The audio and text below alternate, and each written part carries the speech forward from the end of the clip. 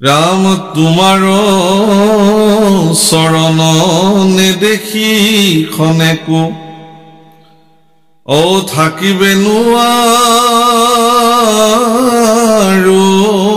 हरि तुमी एरिला तो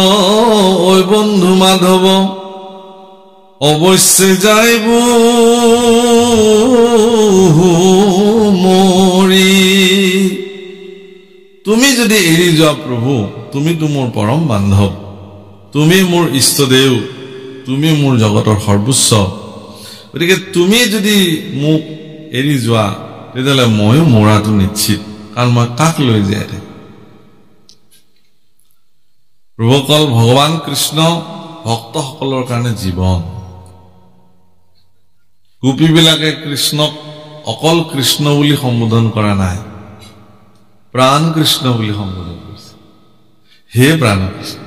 राखत गोपीসকলে কি বুলি কৈছে भगवान कृष्ण हे प्राण कृष्ण তাহলে তুমি আমার प्राण प्रभुकल अकल भगवान कृष्ण गोपीসকলে प्राण বুলি মান্যতা কৰিছে এনে নহয় स्वयं भगवान कृष्णও भक्त गोपीসকলক তেওঁৰ प्राण বুলি গণ্য কৰিছে जीवन বুলি গণ্য কৰিছে যেতিয়া মথুৰালৈকে লৈ যায় অক্ৰুৰে ভগৱান কৃষ্ণ অক্ৰুৰক কৈছে যে হে খুৰাদেউ তেওঁলোকৰ বংশত সম্বন্ধত খুৰাক হয়তো তেওঁ তাৰ পৰা আহিছে মথুৰাৰ পৰা কংসৰ ভায়েক হয় এইখানে আপোনাৰ বসুদেৱৰ ভায়েক হয় এটাকে খুৰা হয় বলে তুমি ব্ৰহ্ম মুহূৰ্তৰ আগতেই মুখ লৈ যাব লাগিব কিন্তু মনত ৰাখিবা बोले केले बोले पोहर हात मुख निब নোৱাৰিবা गोकुলৰ পৰা কাৰণ মোৰ প্ৰাণ গোপী সকলে মুখ তোমাক লৈ যাবলৈ নিদিব সেইকাৰণে গোপী বিলাকে কান্দিছে কি বুলি জানে যে আমাৰ জীৱনৰ চূড়ান্ত শত্ৰু এজনৰ নাম হল অক্ৰুৰ গোপী বিলাকে কাকো বেয়া নাপায় গোপী বিলাকে কৈছে যে আমাৰ জীৱনৰ একমাত্ৰ শত্ৰুটোৱে হল কোন অক্ৰুৰ কাৰণ আমাৰ প্ৰাণৰ কৃষ্ণক আমাৰ ওচৰৰ পৰা লৈ যোৱা তেওঁই আমাৰ জীৱনৰ একমাত্ৰ प्रभुकल भगवान कृष्णक आपनार পৰা যদি কোনোবাই কৃষ্ণক অতৰাই দে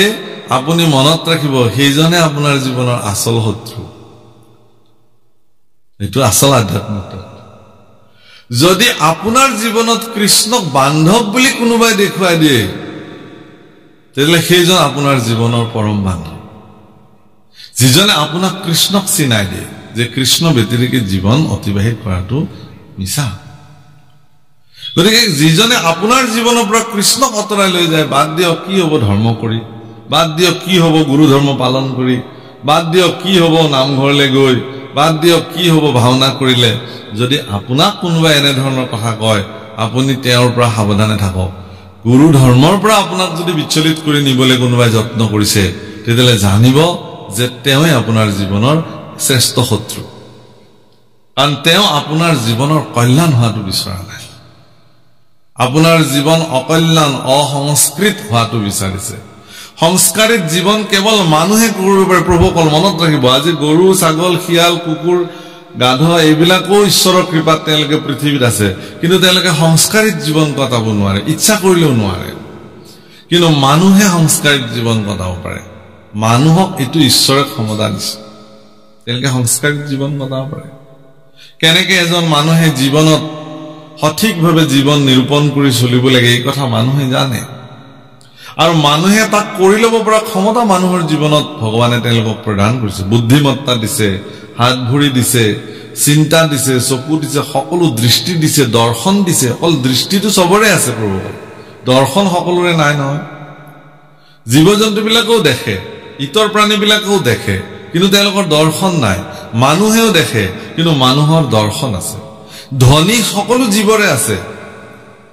মানুহৰো ধনী আছে কিন্তু মানুহে সেই ধনীটো সংস্কাৰিত কৰি বাণীলে ৰূপান্তৰ কৰি লৈছে সেইকাৰণে মানুহে কথা ক'ব পাৰে বাকি বিলাকে নোৱাৰে আগতেতো পূৰ্বতেতো কোৱা মতে যে মানুহবিলাকোতো জীৱ-জন্তুৰ নিচিনাকে আছিল সংস্কাৰ হৈ হৈ হৈ আজি মানুহে সভ্য আছে কিন্তু আধ্যাত্মিক জগতে আকৌ এটো কোৱা নাই আধ্যাত্মিক জগতে কৈছে কি যে মানুহ জন্মৰ পৰাই মানুহ সংস্কাৰী যেতিয়াৰ পৰাই পৃথিৱীত মানুহ ব্ৰহ্মাই সৃষ্টি কৰিছে তেওঁলোকক বেলেগ ধৰণে জন্ম দিছে সেইকাৰণে অন্য জীৱৰ লগত মানুহৰ জন্মৰ কেতিয়াও নিমিলে মানুহ হোৱাৰ দিনৰ পৰাই মানুহবিলাক মানুহৰ নিচিনা আছে সদায় থাকিব এই গতিকে হে ভগৱান তুমি মোক যি ধৰণে কৃপা কৰিছা আৰু মই তোমাৰ যি ধৰণে সেৱাত ৰত হৈ আছো এতিয়া এটাকে তুমি যদি যোৱা তেতিয়ালে ময়ো মৰি যাব লাগিব তুমি বেটিৰকে মই যাব থাকিব নোৱাৰো ইটো এজন ভকতৰ ঈশ্বৰৰ প্ৰতি বাণী ঈশ্বৰৰ কি বাণী তেতিয়াহলে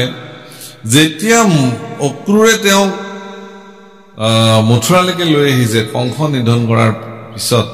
ভগৱান কৃষ্ণই উদ্ধৱক মাতি লৈ আহিছে লগত যে হে উদ্ধৱ মই তোমাক এটা নিবেদন কৰো কি যে তুমি বৃন্দাবনলৈ যোৱা গোকুললৈ যোৱা তাত মোৰ প্ৰাণৰ গোপীসকলক তুমি এবাৰ খবৰ লৈ আহাগে তুমি হয়তো মোক ক'ব পাৰা যে কোনোবা গোপীসকলে খাইছে নে নাই শুইছে নে নাই ভালকে জীৱন কটাইছে নে নাই তোমাৰ লগত কি আহে যায় এৰা কথাটো হয় কিন্তু এই কথা মই তুমি বেটিৰকে বেলেগক ক'ব নোৱাৰো এই কাৰণে যে গোপীসকলৰ প্ৰতি মোৰ যিটো আন্তৰিকতা তেওঁলোক মোৰ সমৰ্পিত ভক্ত তেওঁলোকৰ প্ৰতি মোৰ যি আন্তৰিকতা সেইটো মই বেলেগক বুজাব নোৱাৰো এটাকে তুমি যোৱা ওয়ারে হামু বিনে গোপী আরে হামু বিনে গোপী রতিলেকে যুগ যায় হামু বিনে গোপী রতিলেকে যুগ যায় এটা তিল সমান সময় তেওঁলোকৰ কাৰণে এটা যুগ মোৰ অবিহনে তেওঁলোকে কথা কিমান ভাল পাব পাৰে ভগৱানক ইমান প্ৰেম ভগৱানৰ প্ৰতি তেওঁলোকে সমৰ্পিত মনোবৃত্তিৰে ভগৱানৰ ওচৰত তেওঁলোকে গৈ পেলাই নিজক সমৰ্পিত কৰিছিলে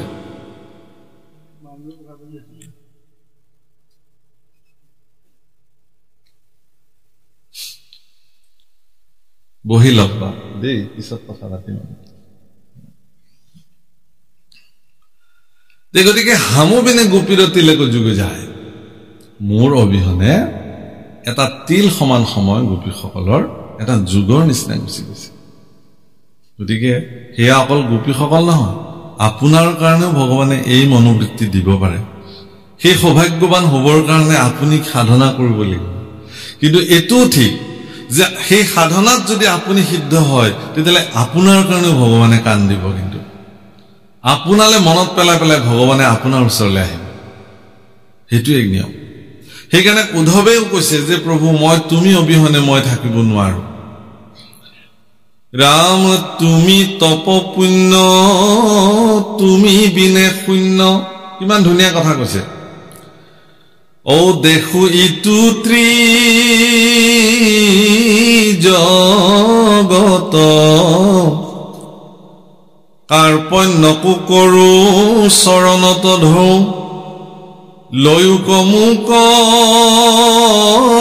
লগত মোকো লৈ যোৱা তাতকে লগত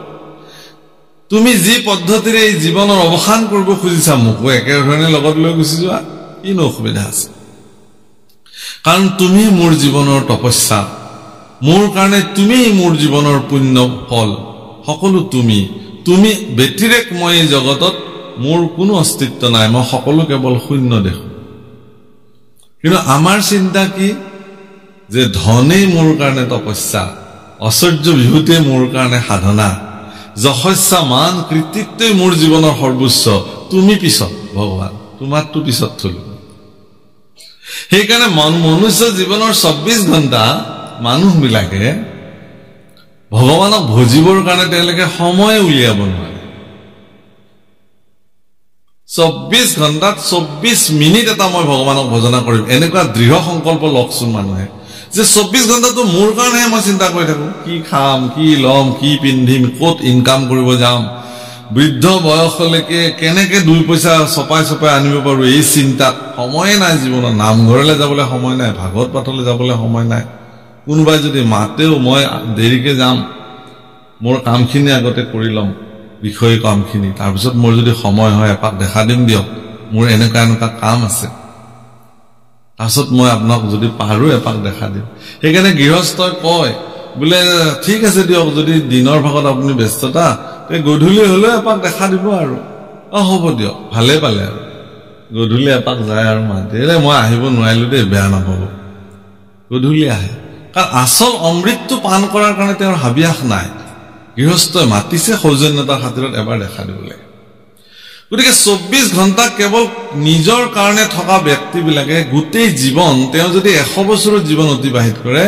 100 বছৰত তেওঁ এটা দিনো ভগৱানৰ কাৰণে সমৰ্পিত নহল হিচাপ কৰি যদি দেখে যে তেওঁ কৃষ্ণ সন্মুখী হৈ কিমান সময় থাকিলে কৃষ্ণ বিমুখী হৈ কিমান সময় থাকিলে দেখিলে যে গোটেই জীৱন কৃষ্ণ বিমুখী হৈ থাকিলে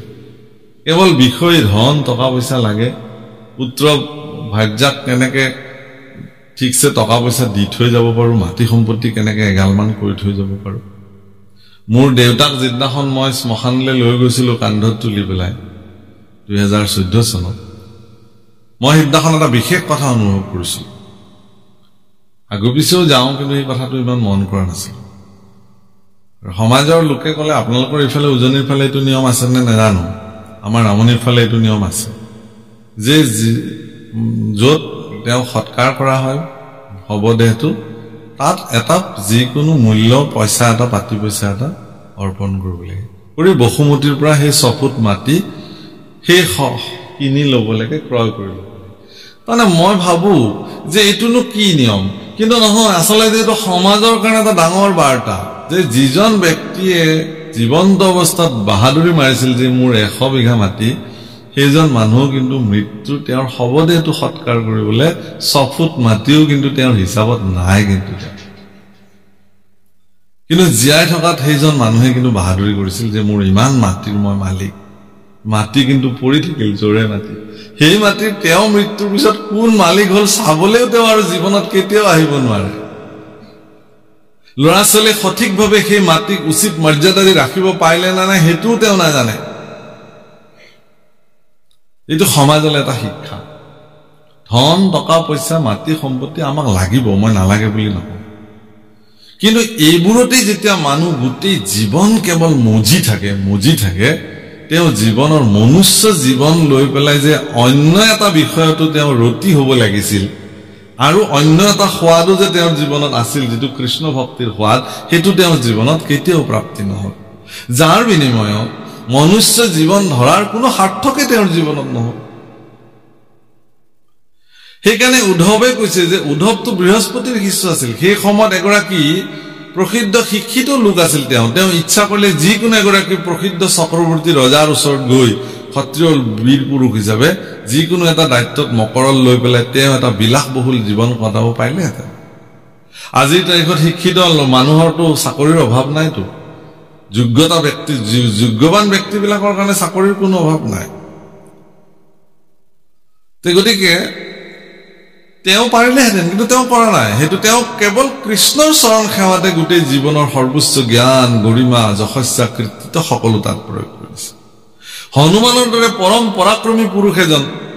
য'ত হনুমানৰ বিষয়ে যেতিয়া গোস্বামী তুলসীদাসে তেওঁৰ চালিচা লিখিছে তাত তেওঁ কি বুলি কৈছে জ্ঞানী নাম অগ্ৰগণ্য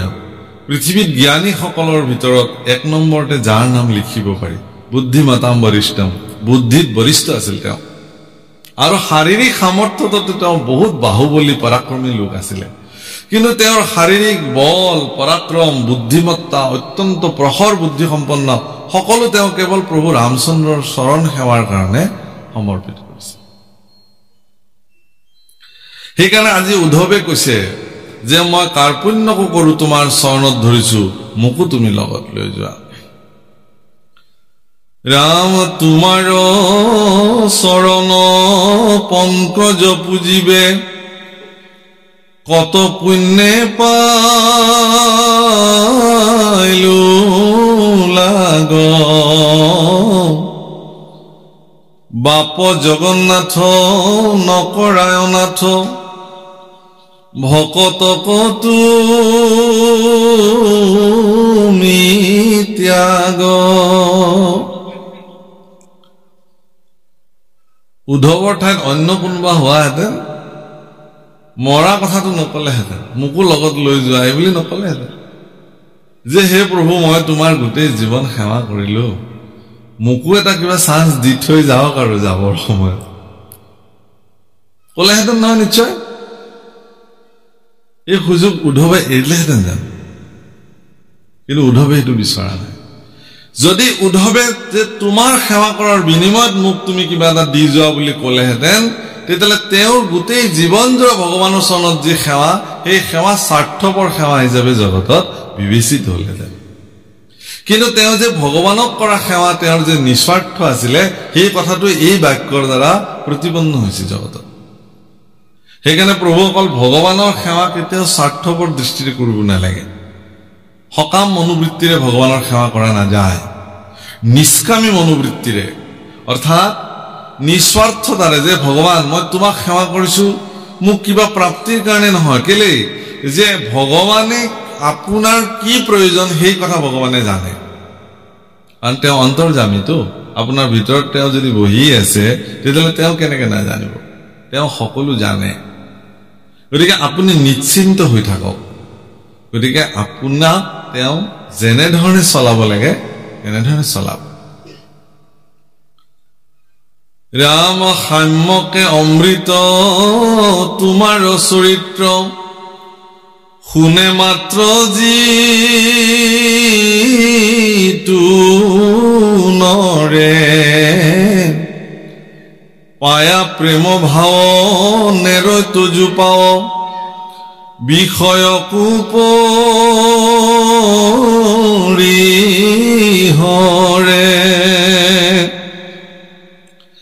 অশয়নে ভোজনে স্নান গোপস্থানে, সদা সেৱা কৰো আমি, তোমাক নেদেখি ৰাখি প্ৰাণ প্ৰভু, কিমতে বৰ্তি স্বামী। সাম্যকে অমৃত, ইয়াত সাম্যক শব্দটো সংস্কৃতৰ পৰা সাম্যক শব্দৰ পৰা আহিছে। গতিকে সাম্যক মানে ভাল, শ্ৰেষ্ঠ। সাম্যকে অমৃত তোমাৰ চৰিত্ৰ, তোমাৰ চৰিত্ৰ সাম্যকভাৱে অমৃত, শ্ৰেষ্ঠ অমৃত, ইয়াতকে আৰু বেলেগ অমৃত নাই। শুনে মাত্ৰ যিটো নৰে, তোমাৰ চৰিত্ৰ কোনোবাই শুনাৰ লগে লগে তেওঁৰ প্ৰেম ভাৱ জন্ম হয় আৰু তেওঁ তোমাৰ চৰণ কেতিয়াও এৰিব নোৱাৰে আৰু বিষয়ৰ প্ৰতি তেওঁ নিজে নিজে বিৰক্ত হৈ যায়।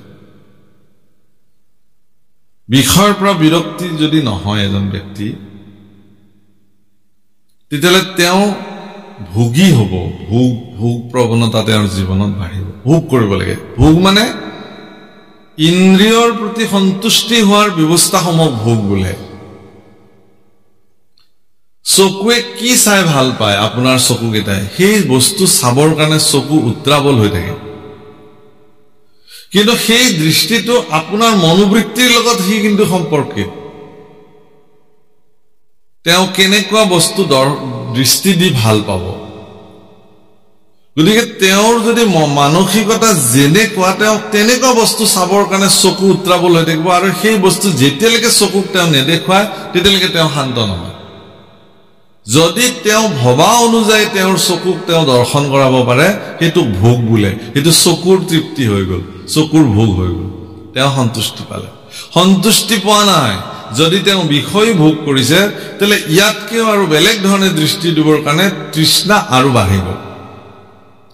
কিন্তু যিবিলাক আধ্যাত্মিক দৃষ্টিভংগীৰে যিবিলাক ব্যক্তিয়ে জীৱন অতিবাহিত কৰে, তেওঁলোকৰ চকুৱে কি চাব খুজিব? ঈশ্বৰৰ ৰূপ। আৰু সেই ঈশ্বৰৰ ৰূপ তেওঁলোকে ক'ত চাব খুজিব? তেওঁৰ সন্মুখত বিদ্যমান হোৱা প্ৰতিটো ঘটতেই ঈশ্বৰৰ স্বৰূপ দৃষ্টি দিবৰ কাৰণে তেওঁ ইচ্ছা কৰিব। অৰ্থাৎ আপুনি যদি মোৰ সন্মুখত উপস্থিত হয়, আপোনাক মই সাক্ষাৎ ঈশ্বৰ বুলি দৃষ্টি দিবৰ কাৰণে মোৰ চকুক মই বাধ্য কৰালো, এইটো মোৰ কাৰণে চকুৰ ভোগ। বুজিছেনে কথাটো? ধৰিব পাৰিছে নহয়? অলপ অসুবিধা হৈছে নেকি? ধৰা একদম কথাটো বুজিছে না কথাটো যে মোৰ দৃষ্টিত যদি আপোনাক মই ভগৱান বুলি লওঁ যে এইজনটো সাক্ষাৎ ঈশ্বৰ ভগৱানৰ ৰূপ তেখেত আপোনাৰ চকুৱে এনেকুৱাকে দৰ্শন কৰিব অভিলাষ কৰি থাকে যে তাত বহুত ভকত গোট খাব আজি সাক্ষাৎ ঈশ্বৰৰ বাংময় মূৰ্তি প্ৰতিষ্ঠা হ'ব সুন্দৰ ঈশ্বৰৰ বাণীৰে নাম প্ৰসংগ হ'ব গতিকে আপোনাৰ চকু কাণ নাক শৰীৰ ভৰি হাত উত্ৰাৱল হৈ যাব লাগিব যে কেতিয়া সেই স্থানলৈ গৈ পাওঁ হে জিভা সদা তোৰ মধুৰ ৰাখে প্ৰিয় মাত্ৰ জান তই ৰসৰ সাৰ হে জিভা তইতো সদায় ৰসৰ সাৰতে বিচাৰতে তোৰ জীৱন গ'ল তইতো জান কি ৰসৰ সাৰ কিন্তু তুমি হৰি নামৰ ৰস এবাৰ জীৱনত পান কৰিবাচোন সমস্ত অমৃততকৈ অধিক সোৱাদযুক্ত সেই ৰস তুমি এবাৰ পান কৰি চাবা সেইকাৰণে জিভাই যেতিয়ালৈকে কৃষ্ণ নাম ৰস আপ্লুত নহয় তেতিয়ালৈকে জিভাই পৃথিৱীৰ অন্য বিষয় ৰসকে সৰ্বশ্ৰেষ্ঠ ৰস বুলি গণ্য কৰে মানৱ দেহাটো ক্ষণভংগুৰ এদিন নিটো দেহা ভাঙি যাব এই দেহা এদিন শেষ হৈ যাব তাৰ পিছত কিন্তু জিভাই আৰু ৰস আস্বাদন কৰিবলৈ হিও নাথাকিব দেহৰ লগতে হিও বিলুপ্তি ঘটিব মানৱ দেহা মাটিৰ ভাণ্ড ভাঙলে হবে খণ্ডৰ খণ্ড আমাৰ গোৱালপৰীয়া ভাষাত দেহা বিচাৰ কৰিছে ভাঙলে দেহা জোড়া মিলবে না ও একবাৰ হৰি বলো মন ৰসনা মানৱ দেহেৰ গৈৰৱ কইৰ না হে জিভা ৰচনা হে জিভা তুমি এবাৰ মাত্ৰ হৰি বোলা এই মানৱ দেহাটোক লৈ তুমি গৰ্ব কৰি থাকিব নালাগে তোমাৰ ভিতৰৰ মানুহটোক তুমি সোধা তুমি আসলতে কি ৰস পান কৰিবলৈ তোমাৰ মন যায় সৰুৰ পৰা মিঠা খাব ভাল লাগে মিঠা বস্তু হলে ভাল পাওঁ বাচ্চাবিলাককো আপুনি তিতা দিলে হি নাখায় এবাৰ খুৱাই দিলে দ্বিতীয়বাৰ আৰু হি মুখে নেমেলিব কিন্তু গোল্লাটো ভাঙি ভাঙি এটুকুৰ এটুকুৰকে দি থাওক 10 বাৰ হলে 10 বাৰে মুখখন মেলি দিব তাৰ মানে এই শিশু অৱস্থাৰ পৰাই জিভাখনে এনেকুৱা বিষয় ৰূপ হি লৈ ললে কি মানে গোল্লা বুলি কলে গোল্লা গোল্লা এটো মিঠাই খোৱা বা বাচ্চাটো ধুনীয়াকে মুখখন মেলি দিব পোৱালিটো কিন্তু এটো তিতা খোৱাচোন অকমান কান্দিব চিঞৰ বাখৰ কৰিব জোৰ জবস্তি মুখ মেলি খোৱাব লাগিব দৰব নাখায় মিঠা দিলে খাব কেলে হেতু মানুহৰ দেহৰ বৈষয়িক চৰিত্ৰ হেতু জ্ঞান বুদ্ধি নহওক লাগে কিন্তু শৰীৰটো এনেকুৱাকে গঢ়লৈ পৃথিৱীলৈ আহিছে এই শিশুটো জানে যে এটো মোৰ কাৰণে খোৱা গতিকে এটো অনিয়ন্ত্ৰিত এটা শিশুটো কোনে নিয়ন্ত্ৰিত কৰিব তেওঁৰ পিতৃ-মাতৃ কৰিব লাগিব তেতিয়াৰ প্ৰায় যে এই মুখখন টপৰ টপৰকে মেলি আছে কাৰণে আপুনি আপোনাৰ শিশুটোক এটা গোল্লা গোটেই খুৱাই দিব নেকি নিদিব আপুনি তাক তেতিয়াৰ পৰা নিয়ন্ত্ৰিত কৰিব লাগিব পিছত যে কি হ'ব বোলে মই বৰ মৰমেৰে আপোনাৰ কাৰণে 10টা গোল্লা আনিছিলো আপুনি নাখালে বৰ দুখ পাম হে আপুনি মোক মাৰিব খুজিছে নেকি আপোনাৰ মৰমটো লবলৈ তো মোৰো ইচ্ছা আছে কিন্তু মই এটা আপোনাৰ মৰমটো লব নোৱাৰো এটুকুৰো খাব নোৱাৰো একদম ডাক্তৰে পুৰা মানা কৰি থৈ দিছে তথাপিও আৰু এটামান কিবাকে লম বাৰু তথাপিও লম জিভাক নিয়ন্ত্ৰণ কৰিব নোৱাৰে তো গতিকে কিন্তু আপুনি ইমান মৰমেৰে দিয়া গোল্লা এটা মই এটা খাব নোৱাৰো কিয় খাব মানে জিভাই ৰস আস্বাদন কৰোতে কৰোতে জিভাই শৰীৰটোক এনেকুৱা পৰ্যায়লৈ লৈ গুচি গ'ল এতিয়া ইচ্ছাকৃতভাৱে বৈষয়িক ৰস তেওঁ পান কৰিব নোৱাৰে গতিকে ইচ্ছা থকাৰ পিছতো মোৰ সন্মুখত থকা ভোগ যেটো এটুকু ভোগ বোলে সেইকাৰণে এটা বিষয়ী ভোগ এটা আধ্যাত্ম ভোগ আপুনি লক সিদ্ধান্ত সেইকাৰণে আপোনাৰ লৰা বা আপোনাৰ ছোৱালীজনীক যেতিয়াৰ পৰা মন মানসিকতা জনা হ'ব তেতিয়াৰ পৰা আপুনি এই ডিফাৰেন্স তাহাঁতক দিয়ক যে তুমি সিদ্ধান্ত লোৱা বাছা তুমি বিষয় ভোগত ৰত হৈ থাকিবা নে আধ্যাত্মিক ভোগত তুমি ৰত হৈ থাকিবা কোনটো ভোগ তোমাক লাগে যদি তুমি আধ্যাত্মিক ভোগত জীৱন কটাব খুজিছা তেতিয়ালে তোমাৰ মনুষ্য জীৱন ধৰাৰ সাৰ্থক হ'ব আৰু যদি বিষয় সুখত তেতিয়া তাৰ উদাহৰণ নাম ঘোষাত দিছে দন্তবিহীন যেন কুত্তা সুবাই বাক নপাৰয় হাড় লৰফৰ কৰি চেলে কয় মাত্ৰ দাঁত সৰি গ'ল কুকুৰৰ সন্মুখত মাংসৰ টুকুৰা চুবাবও নোৱাৰে অৱস্থাও নাই খোৱাৰ প্ৰবল মানসিকতা গোন্ধ শুনি থাকিব পৰা নাই আৰু চবাব নোৱাৰিলে এনে জিভাৰে চেলেকিয়ে আৰু সন্তুষ্টি লবিলে আমাৰো অৱস্থা সেইটো বুজাই বুজিব কথাবিলাক এনেকুৱা ইন্দ্ৰিয় প্ৰবৃত্তি আমাৰ আছে এটা সময়ত সেই ইন্দ্ৰিয় প্ৰবৃত্তি কোনো কাৰণত সক্ৰিয় নহয় কিন্তু মনততো ইন্দ্ৰিয় প্ৰবৃত্তিটো প্ৰবল হৈ থাকিব তেতিয়া কি কৰিব এই দাঁত নোহোৱা কুকুৰটোৰ অৱস্থা আৰু মানুহটোৰ অৱস্থা একেই হৈ গ'ল সেইকাৰণে কৈছে যে এতিয়াৰ পৰা আপুনি নিয়ন্ত্ৰিত কৰক অসুবিধাটো কি আছে এতিয়াৰ পৰা নিয়ন্ত্ৰিত কৰক হে প্ৰভুসকল আধ্যাত্মিক জগতে আপোনাক এই অৱস্থাটোলৈ লৈ যাবৰ কাৰণে প্ৰয়াস কৰিছে যে ইন্দ্ৰিয়ৰ আসক্তি যিমান আছে তাৰ সীমাবদ্ধতা নাই তাৰ মানে কোনো পৰিসীমা নাই পৰিধিবিহীন ইন্দ্ৰিয়ৰ মানে আসক্তি ভোগ কিন্তু আধ্যাত্মিক জগতত ইন্দ্ৰিয়ৰ আসক্তি ভোগৰ পৰিসীমা নিৰ্ণয় কৰা হৈছে যে ইমানখিনিতে থাকিব লাগিব ইয়াতকে তুমি যাব নোৱাৰা গতিকে সেই সীমাত যেতিয়া তেওঁ নিয়ন্ত্ৰিত জীৱন কটাব তেতিয়া তেওঁৰ জীৱনত আটাইতকৈ শ্ৰেষ্ঠ সম্পত্তিটো জন্ম হ'ব যাৰ নাম ভক্তি যেটো মহাপুৰুষ গুৰুজনাই অত্যন্ত কঠোৰ ব্যৱস্থাৰ দ্বাৰা শ্ৰমৰ দ্বাৰা তেওঁ গীত পদ কৰিলে সংস্কৃতৰ পৰা অসমীয়ালৈ শাস্ত্ৰ অনুবাদ কৰিলে ভাওনাৰ সৃষ্টি কৰিলে খোল সৃষ্টি কৰিলে কেনেকে ভকতসকলক মানে ঈশ্বৰমুখী কৰিব লাগিব তাৰ কাৰণে প্ৰয়াস কৰিছে এই কাপোৰখিনিৰ আঁৰত খুব কথা পাতিছে আইসকলে হয়নে এই আইসকলক কৈ দিয়কচোন আজি আমাৰ নয়ন দত্ত বাবজনাকে প্ৰমুখ কৰি নাৰায়ণ গাঁৱৰ ৰাইজসকলে এটা খৰচ কৰি পেলাই এটা যোগাৰ কৰিছে বহুদিনীয়া এটা প্ৰয়াস এইটো এটা মানে এনেকুৱা হ'ব নালাগে যে কেৱল আৰু শুনিলো হ'ল ইয়াৰ পৰা কিবা আমাৰ জীৱনত কামত কিবা আহিল নে নাই আমাৰ বিশেষকৈ নিউ জেনেৰেশ্যন নতুন প্ৰজন্মটোৱে কিবা শিকিলে নে নাই আমি তাহাঁতক কিবা দিব পাৰিম নে নোৱাৰিম সেইটোহে প্ৰয়াস মোৰ কিন্তু এইটো উদ্দেশ্যতে মই ইমান কষ্ট কৰি সমগ্ৰ অসম ঘূৰি আছো মই আপোনালোকক ক'লো কেনেকে ল'ৰা ছোৱালীবিলাকক আমি মানুহ কৰিব পাৰো কেৱল ইউনিভাৰ্চিটিত পঢ়ি এখন চাৰ্টিফিকেট ল'লে এজন মানুহ নহ'ব পাৰে কেৱল এটা ভাল দৰমহাধাৰী চাকৰি কৰিলে আপোনাৰ ল'ৰা মানুহ হৈ গ'ল আপোনাৰ ছোৱালীৰ জীৱনৰ মানুহ হৈ গ'ল আৰু একো কাম নাই নহ'বও পাৰে মানুহ তেতিয়া হ'ব মানুহৰ চৰিত্ৰ যেতিয়া তেওঁ জানিব